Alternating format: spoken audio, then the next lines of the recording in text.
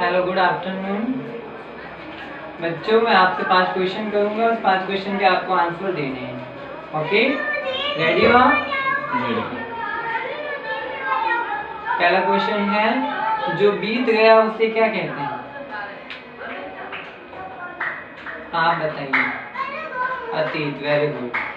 अतीत की जानकारी हमें किससे मिलती है? जी आप? पुरातन सामग्री। Very good. पुरातन सामग्री से किसकी जानकारी प्राप्त होती है? आप बताइए आप। इतिहास की।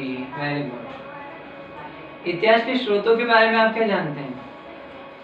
No answer, no one knows. Okay, तो छात्रों आज हम इतिहास के स्रोतों के विषय में अध्ययन करेंगे। तो हमारा अध्याय है, अध्याय प्रथम है हमारा अतीत।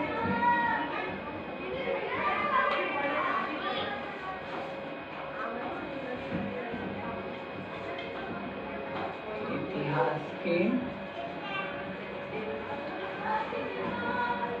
स्रोत। तो अब आप बताएंगे इतिहास के स्रोत कौन कौन से होते हैं? जी आप बताइए। अच्छा, प्राचीन, पुरातात्विक, साक्ष्य, प्रमाण इत्यादि है जो इतिहास के स्रोत होते हैं। इतिहास के स्रोतों को मुख्यतः कितने भागों में विभाजित किया गया है? अच्छा, हम आपको बताएंगे इतिहास के स्रोत कौन कौन से होते हैं। जैसा कि आप जानते हैं, प्राचीन समय में जो उत्खनन हुआ करते थे, उन उत्खननों में हमें खुदाई में कुछ प्राप्त अवशेष मिलते थे। अवशेषों के अंतर्गत कौन कौन से अवशेष आते हैं? जैसे पुराने सिक्के,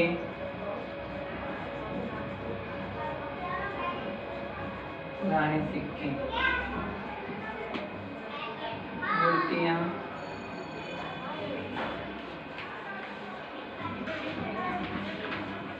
टूटे भवन,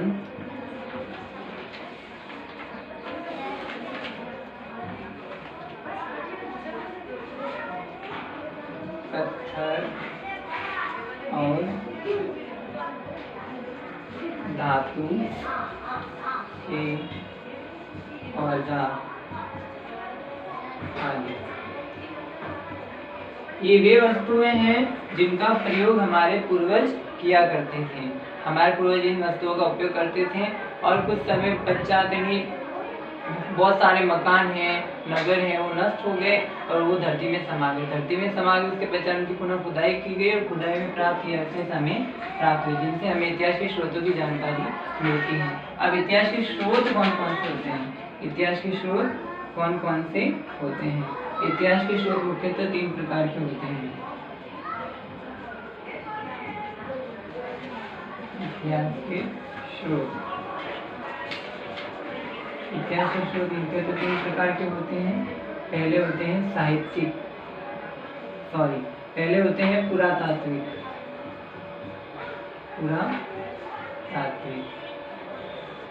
दूसरे होते हैं साहित्यिक।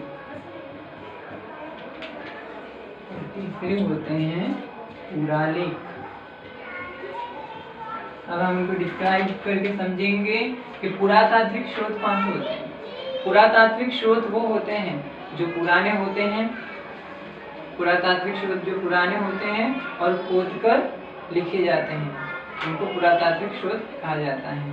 दूसरे होते हैं साहित्यिक स्रोत, जो किसी भाषा या किसी लिखित स्वरूप में होते हैं, जैसे कहानियाँ, कथाएं इत्यादि। तीसरे हैं पुरालेख अर्थात पुरालेख का मतलब होता है जो पूर्वज हमारे हैं, उनकी संस्कृति, उनका रहन सहन कैसा था, वो पुरालेख के अंतर्गत आता है। अब मैं आपसे वापस 2 प्रश्न पूछूंगा, प्रश्नों के उत्तर आपको देने हैं। इतिहास जानने के स्रोत कौन कौन से हैं? जी आप बताइए। हाँ, शिलालेख, मूर्तियाँ, सिक्के, पुराने बर्तन। हाँ, वेरी गुड। जो खोदकर लिखे जाते हैं उन्हें क्या कहते हैं? हाँ, आप बताइए। पुरातात्विक स्रोत। Very good. पूरा ऐतिहासिक काल का मानव जीवन कैसा था? अच्छा, तो पूरा ऐतिहासिक काल के मानव जीवन के विषय में जानकारी लेते हैं। पूरा ऐतिहासिक, तो हमारा सेकंड पॉइंट है, फर्स्ट हमारा इतिहास की स्रोत था, हमारा सेकंड पॉइंट है पूरा ऐतिहासिक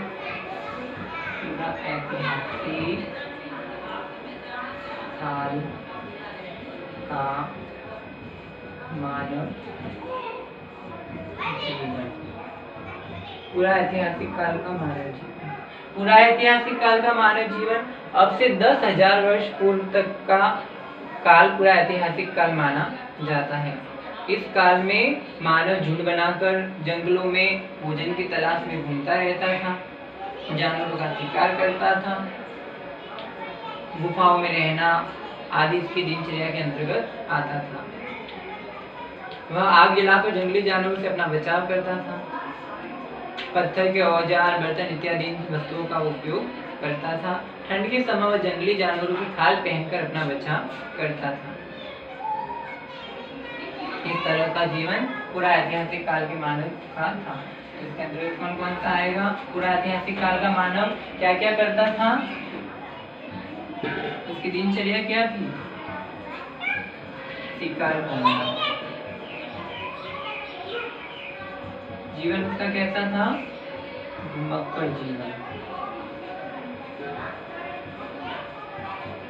रहने के लिए क्या था? गुफाओं में रहना।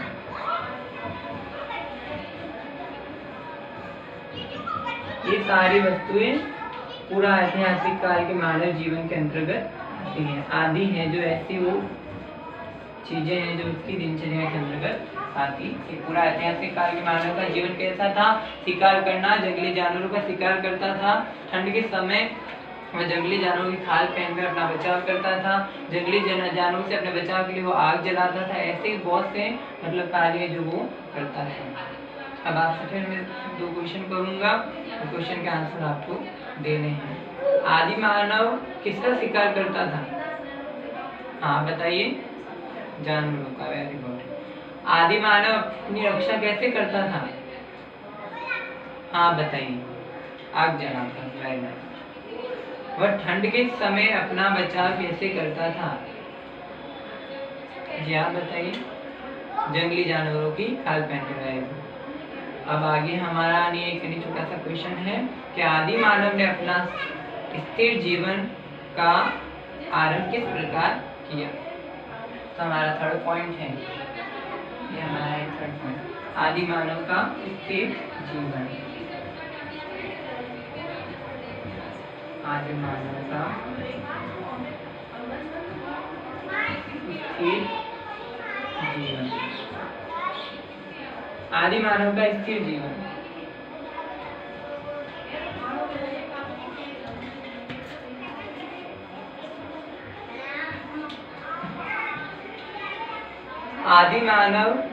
आदि मानव का घुमक्कड़ जीवन धीरे धीरे समाप्त होने लगा और उसने खेती करना आरंभ किया, पशुओं का वो पालन करने लगा और धीरे धीरे एक पेड़ के मोटे तने को लुढ़कते हुए उसने देखा, तो उसने किसका निर्माण किया? क्या बनाया उसने? पहिया। एक पहिया बनाया। Very good. ये उसके स्थिर जीवन का अनुभव है। स्थिर जीवन में उसने क्या क्या सीखा? आदि मानव का स्थिर जीवन कैसा था? आदि मानव स्थिर जीवन में क्या क्या करता था? तो सर्वप्रथम तो उसने क्या करना सीखा? एक स्थान पर रहना। एक स्थान पर रहना अर्थात एक स्थान पर झोपड़ी बनाकर वो रहने लगा। दूसरा, एक स्थान पर झोपड़ी बनाकर वो रहने लगा। दूसरा, कृषि करने लगा।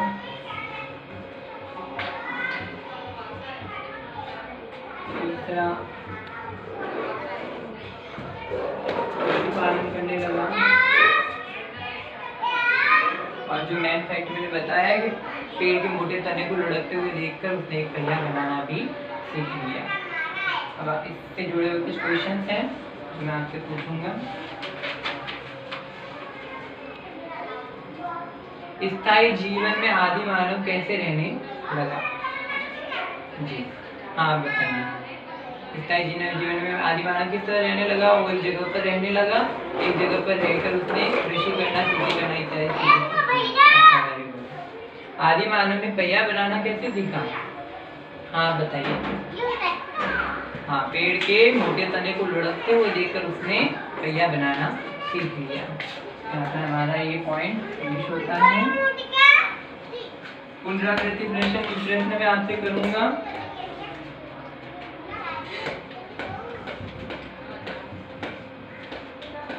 पुनरावृत्ति प्रश्न के अंतर्गत मैं आपको यहाँ पर लेखबद्ध करके बता रहा हूँ।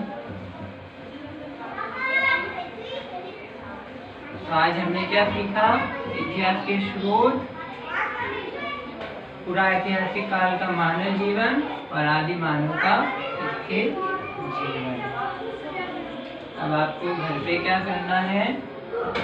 गृह कार्य के प्रश्न कौन से हैं? गृह कार्य में आपको करके आना है गृह कार्य। और पहले आपके पुनरावृत्ति के प्रश्न होंगे। पुनरावृत्ति के प्रश्न है आपके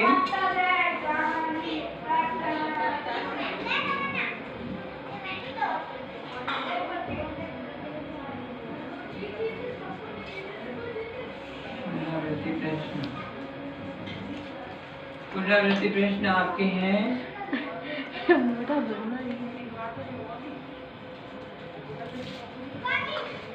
आदि मानव का स्थिर जीवन कैसा